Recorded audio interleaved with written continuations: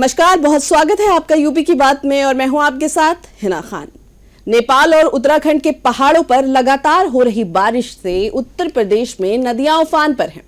नदियों का रौद्र रूप कई इलाकों में कहर बनकर टूट रहा है। बात करें बलिया जिले की तो यहाँ घाघरा नदी में जबरदस्त कटान हो रहा है।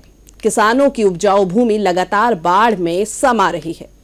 तस्वीरों में ये नजारा जो आप देख रहे हैं, ये बलिया की पुरुषोत्तम पट्टी के समीप का है, जहां घाघरा नदी अपने रौद्र रूप में नजर आ रही है। आप साफ तौर पर देख सकते हैं कि किसानों के खेत किस तरह से नदी के पानी में समा रही है। किसानों की तबाही का ये मंजर हैरान कर देने वाला है। इसके लिए सीधे सीधे उत्तर प्रदेश के सिंचाई मंत्री स्वतंत्र देव सिंह और सिंचाई विभाग के आला अधिकारी जिम्मेदार हैं। सिंचाई मंत्री समय से नहीं जागे तो अधिकारी भी सोते रहे। बाढ़ बचाव के लिए जारी मोटा बजट सिर्फ कागजों में दिखाया गया, जबकि जमीनी स्तर पर कुछ काम नहीं किया गया।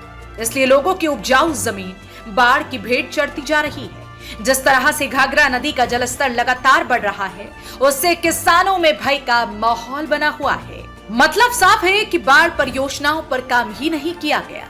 नदियों के तटबंधों और ठोकरों को भी सही से मरम्मत नहीं किया गया, लिहाजा नदियों के कमजोर तटबंध पानी का वेग नहीं झेल पाए और पूरे इलाके में बाढ़ की तबाही शुरू हो गई। हालात ये हैं कि लोगों का सब कुछ पानी में डूब रहा है। कुल मिलाकर घाघरा नदी का जलस्तर बढ़ने के बाद किसानों की उपजाऊ भूमि नदी में विलीन हो गई। जिम्मेदार सिंचाई मंत्री और अधिकारी कुंभकर्णी नींद में सो रहे हैं। ऐसे में सरकार की तरफ से जारी बजट का नुकसान तो हुआ ही है, वहीं लोगों को मुश्किलों का सामना करना पड़ रहा है। जी, हम बता दें कि बलिया के सिकंदरपुर तहसील के पुरुषोत्तम पट्टी में जिस तरह से घाघरा कटान कर रही है और घाघरा का जिस तरह से जल स्तर बढ़ रहा है, वैसे किसानों की जो उपजाऊ जमीन है वह नदी में विलीन होती जा रही है। आपको बता दें कि जिस तरह से घाघरा का जल स्तर धीरे धीरे अब 63 सेंटीमीटर से अब ऊपर आ गया है, जिसको लेकर अब जो लोगों में एक काफ़ी डर का माहौल बना हुआ है कि जिस तरह से लगातार घाघरा का जल स्तर बढ़ रहा है उस तरह से और जो किसानों की जो उपजाऊ ज़मीन है उस तरह से घाघरा नदी काट रही है और किसानों की उपजाऊ जो ज़मीन है वह विलीन हो रही है, जिसको लेकर काफ़ी किसानों में एक डर बना हुआ है कि जो इनकी उपजाऊ ज़मीन थी वह जो है अब विलीन हो रही है।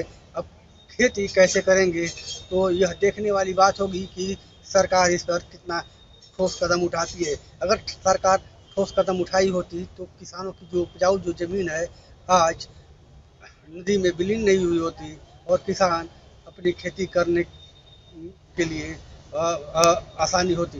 बलिया से संजय तिवारी, यूपी की बात।